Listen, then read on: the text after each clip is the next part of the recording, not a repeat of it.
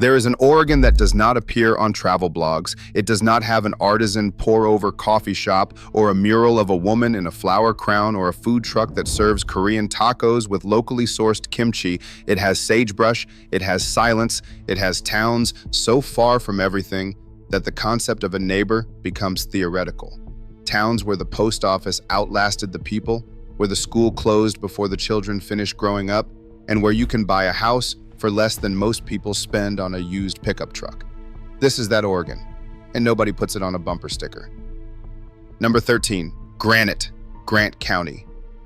The name is fitting because everything about this place is hard.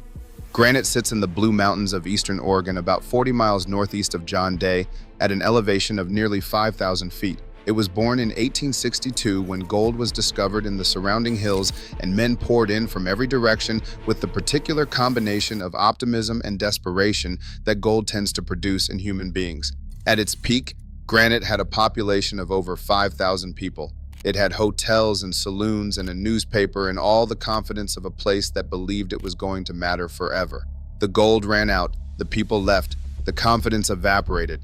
By the 1920s, the population had collapsed to a few hundred. By the time the census started paying attention, Granite had dwindled to something almost too small to count. The 2020 census recorded 24 permanent residents. 24.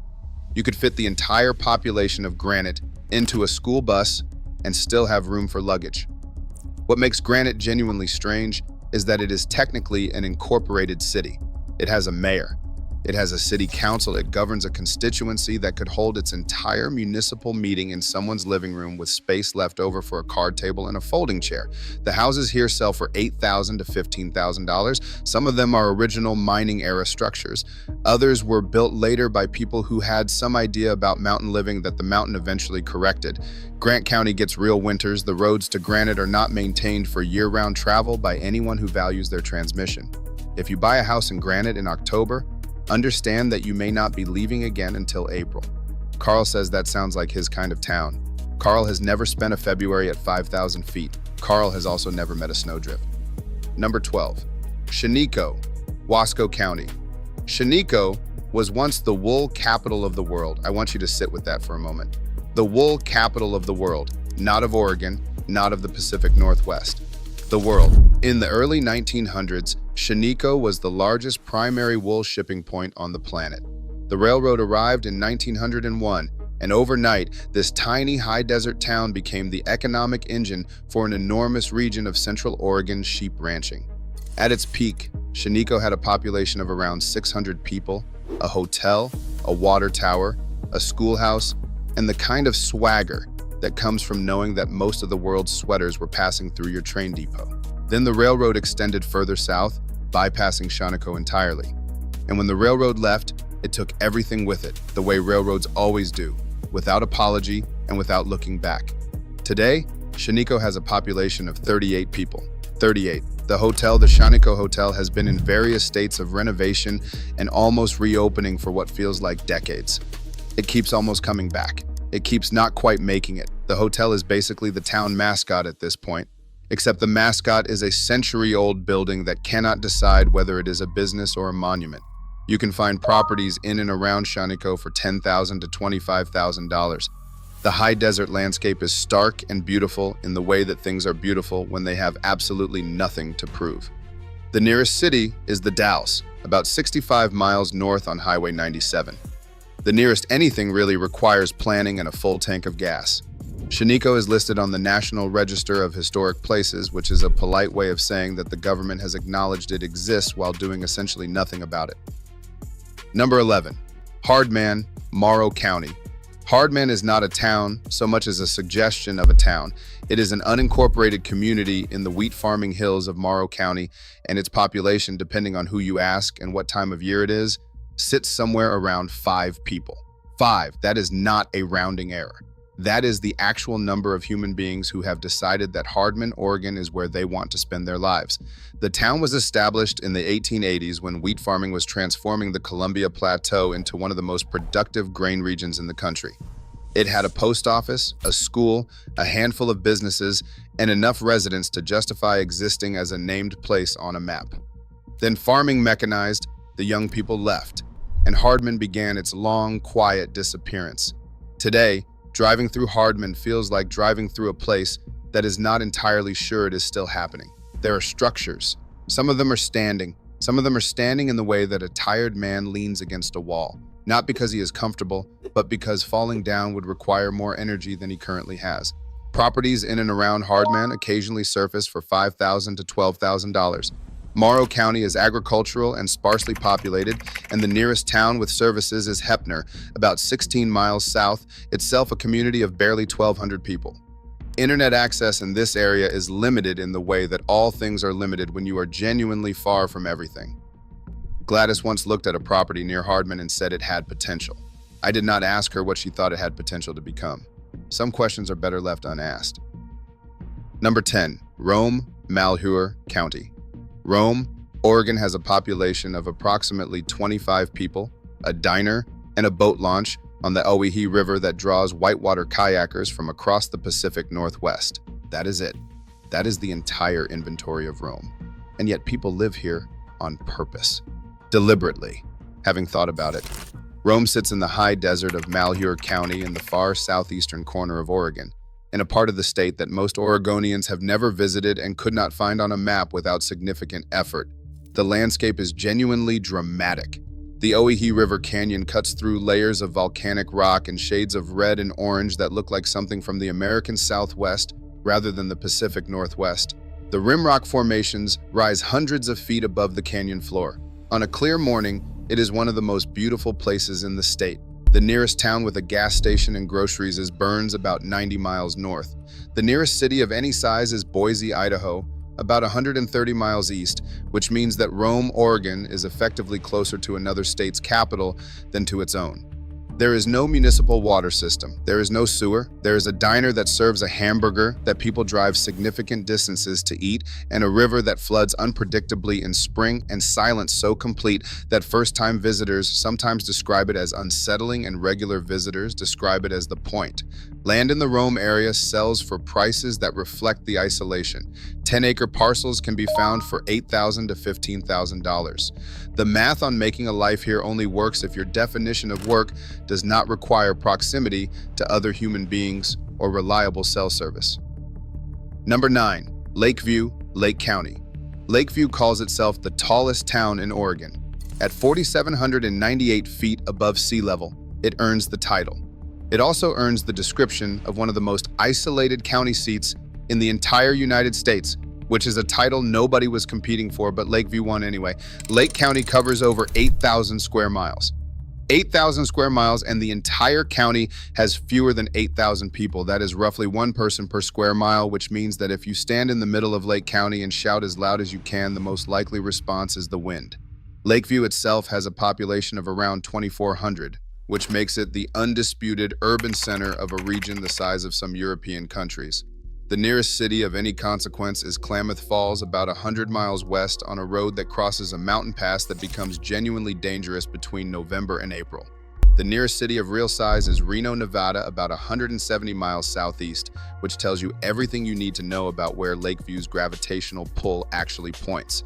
The town has a hospital, a handful of restaurants, a grocery store, and a geothermal heating system that pipes hot water from underground springs directly into homes and businesses, which is either a marvel of rural engineering or the most Oregon thing that has ever happened, depending on how you look at it. Properties in and around Lakeview range from $30,000 to $70,000, which is not the floor through the ground cheap of some other towns on this list, but for a county seat with actual services, it represents a level of affordability that would make a Portland homebuyer question their entire life narrative. Number 8. Seneca, Grant County.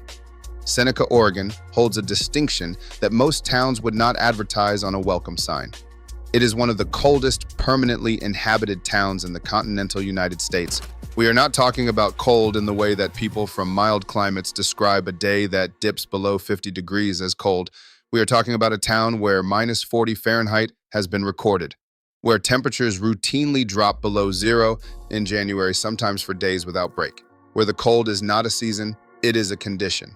Seneca sits in a high mountain valley in Grant County at an elevation of about 4,700 feet, surrounded by the Malheur National Forest. It was established as a timber and ranching community in the early 20th century, and it has survived on those industries barely ever since. The population today is around 200 people, which makes it one of the more populated communities on this list. Though 200 people in a valley ringed by mountains in the middle of eastern Oregon is its own kind of isolation. The timber industry that sustained Seneca for most of the 20th century has contracted severely. The Seneca sawmill, operated by the Edward Hines Lumber Company, was for decades one of the largest employers in Grant County. Its fortunes have risen and fallen with timber prices, environmental regulations, and the broader collapse of the Pacific Northwest logging economy. Houses in Seneca can be found for $10,000 to $25,000. The heating costs will not be cheap. Whatever you budget for propane, double it. Whatever you think a cold winter is, Seneca will introduce you to a revised definition. The people who live here tend to have the particular quality of people who have chosen something difficult and are not interested in being talked out of it. Number 7. Paisley, Lake County. Paisley has a population of around 250 people and a claim to fame that is genuinely remarkable. In a cave about 30 miles north of town, archaeologists discovered human DNA and fossilized feces that are approximately 14,300 years old, making them some of the oldest confirmed evidence of human presence in North America. The Paisley Caves discovery rewrote the timeline of human migration into the Americas and generated significant academic excitement across the world. Paisley itself has a gas station, a tavern, a small store, and a summer steelhead run on the Chewaucan River that draws fly fishermen from across the region. That is essentially the complete list. The town sits in the Summer Lake Basin of Lake County, surrounded by rangeland and sagebrush and the kind of flat, open distance that makes you feel simultaneously very small and very visible. The nearest community of any size is Lakeview, about 40 miles south. The nearest city of real consequence is Klamath Falls, about 120 miles west. Properties in Paisley sell for $12,000 to $30,000. Some of them include irrigated pasture and water rights from the Chewaucan, which adds genuine value for anyone interested in small-scale ranching. The employment situation is what you would expect from a town of 250 people in one of the most sparsely populated counties in the United States. There are jobs if you bring your own or do not need one. The archaeological significance of the Paisley Caves has not, as of yet, translated into meaningful economic development for the town. Ancient human feces, it turns out, do not generate reliable tourism revenue. I say that without judgment. You work with what you have. Number 6, Sumpter, Baker County. Outside of Sumpter, sitting in a pond like an enormous rusting monument to extraction, is a gold dredge. Not a replica, not a museum piece behind a fence. An actual gold dredge, the Sumpter Valley Dredge, sitting in the lake it created by chewing through the valley floor for decades, consuming the earth and spitting it out in tailings piles that still line the valley like enormous, lumpy scars. The dredge operated from 1935 to 1954. In those 19 years, it processed millions of cubic yards of gravel and extracted significant quantities of gold. It also destroyed the Powder River channel through the valley, rearranged the landscape so thoroughly that the original geography no longer exists, and created a pond that the dredge now sits in permanently because nobody wanted to pay to remove it, and the state eventually decided to make it a historical site. Sumpter had its first gold rush in the 1880s and a second one with the dredge in the 1930s. The town had over 3,000 residents at its peak and burned to the ground twice, which is the kind of detail that makes you wonder whether the town was being warned about something. Today, Sumpter has a population of around 180 people. The Sumpter Valley Railroad, a narrow-gauge line, has been partially restored and operates as a heritage railway during the summer months, which brings in visitors. The dredge is a state heritage site and draws people who want to stare at enormous rusting machinery in a pond, which is a more specific interest than it sounds, but a genuine one. Properties in Sumpter range from $15,000 to $40,000. Baker County has some of the cheapest real estate in the Pacific Northwest, and Sumpter represents a town with genuine history, quirky character, and the kind of industrial ruin that photographers and painters and people who use the word liminal unironically find very compelling. Number 5, Frenchglen, Harney County. Frenchglen has a population of 12 people. 12. I am not rounding. I am not being poetic. 12 human beings have decided that this particular spot in the high desert of Harney County is where they belong, and they are out there right now, living that decision. The town sits at the foot of Steaton's Mountain, a fault block range that rises nearly 10,000 feet above the surrounding desert and creates weather systems, ecosystems, and views that are genuinely world-class. The Frenchglen Hotel, a historic 8-room inn operated by Oregon Parks and Recreation, serves dinner family style to visitors from spring through fall and has been doing so since the 1920s. If you want to stay there, book early. I am serious. People plan trips to Frenchglen specifically to eat dinner at that hotel, and the rooms fill up. The Malheur National Wildlife Refuge, which surrounds the area, is one of the most important bird migration stopovers in the western United States and draws serious birders from across the country with the focused intensity of people who know exactly what they are doing and do not need your validation. In 2016, the refuge became famous for entirely different reasons. When a group of armed occupiers seized the headquarters and held it for 41 days in a standoff that made international news and divided opinion about federal land management, rural grievance, and what exactly constitutes a snack supply adequate for an armed occupation of a bird sanctuary. That last part is not something I made up. Properties near Frenchglen are rare and tend to involve significant acreage. When land does move in this area, it sells for prices that reflect both the beauty and the isolation. There are no services in Frenchglen beyond the hotel. The nearest gas station is in Burns, 60 miles north. 60 miles. Remember that number next time you think about how far you are willing to drive for milk. Number 4, Fields, Harney County. Fields, Oregon has a population of 5 people, 5, and a gas station, and a diner, and milkshakes that have achieved a level of regional fame that is entirely disproportionate to the size of the community producing them. I want to be very clear about the milkshakes. This is not a bit. This is not a joke inserted for comedic effect. The Field Station milkshakes are genuinely, legitimately famous among the community of people who drive through the most remote stretches of southeastern Oregon, which is a small community but a passionate one. People plan routes specifically to pass through Fields. People drive hours out of their way for these milkshakes. The milkshakes are real, and they are the reason Fields has any tourism at all. Fields sits at the base of the Pueblo Mountains near the Nevada border, at the intersection of 2 roads that feel in this landscape like the edge of the known world. The Alvord Desert, a dry lake bed that stretches for miles to the north, offers one of the most otherworldly landscapes in the entire Pacific Northwest. Hot springs bubble up near the playa. The Steens Mountain escarpment towers to the west. On a clear night, the stars are the kind of stars that make you understand why ancient people built their entire cosmologies around them. The nearest town with anything beyond a gas station and a diner is Burns, about 110 miles north.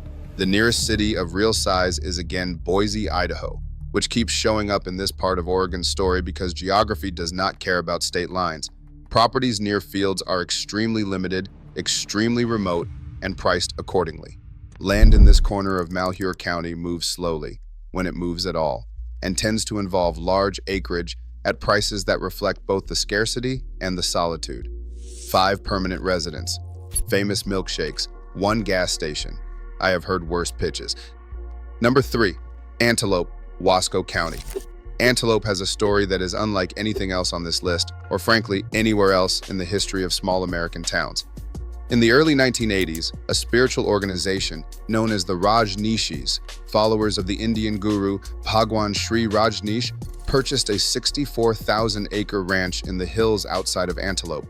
They built an entire city on that ranch called Rajneeshpuram, with its own postal code, its own airstrip, its own public transportation system, its own restaurants, its own mall, and a peak population of around 7,000 people. 7,000 people in Wasco County, Oregon, in the middle of the high desert, and then they came for Antelope. The Rajneeshis, recognizing that Antelope's tiny population made its municipal government vulnerable, began moving members into town and registering them to vote. They took over the city council. They renamed the town Rajneesh. They renamed the city hall Rajneesh Mandir. They renamed the local cafe Zorba the Buddha. The remaining original residents, who numbered somewhere around 40, were effectively displaced from their own government in their own town by what amounted to a hostile democratic takeover. It was legal, it was deliberate, it was one of the strangest political events in Oregon history. And Oregon history is not short on strange political events. Eventually, the whole enterprise collapsed. The guru fled the country. Senior members of the organization were indicted on charges that included the first large-scale bioterrorism attack in American history when they contaminated salad bars at 10 restaurants in the Dalles with salmonella, sickening 751 people in an attempt to influence a local election. In 1986, the residents of Antelope voted to restore the town's original name. Today, Antelope has a population of around 46 people. Properties can be found for $15,000 to $40,000. The town has never fully escaped the shadow of what happened and probably never will. It is in the documentary. You have seen the documentary. Everyone has seen the documentary. Number 2, Jordan Valley, Malheur County. Jordan Valley sits in the very southeastern corner of Oregon, closer to Boise than to Portland, closer to Nevada than to the coast, in a high desert basin that feels in every meaningful sense like the frontier. The population is around 170 people, and the town has been shaped, more than any other single cultural force, by Basque shepherds. In the late 19th century, Basque immigrants from the Pyrenees region of Spain and France came to the American West to herd sheep across the vast open ranges of Nevada, Idaho, and southeastern Oregon. They were extraordinarily good at it. They worked conditions that drove other men back to the cities, and they stayed, generation after generation, until the Basque community became the defining cultural identity of an enormous stretch of the high desert. Jordan Valley is their town. The Basque culture is embedded in the architecture, the food, the family names, the community organizations, and the handball court in the center of town, a palada court that has been in continuous use since 1915 and is one of the oldest in the United States. The town has a bar, a restaurant, a gas station, a small motel, and a Catholic church. The nearest hospital is in Nampa, Idaho, about 90 miles east. The nearest Oregon city of any size is Ontario, about 65 miles northeast, which is itself a modest community of 11,000 people. Properties in Jordan Valley range from $20,000 to $60,000, with surrounding ranch land available for prices that reflect the enormous scale and extreme isolation of Malheur County, the largest county in Oregon and one of the largest counties in the United States by area.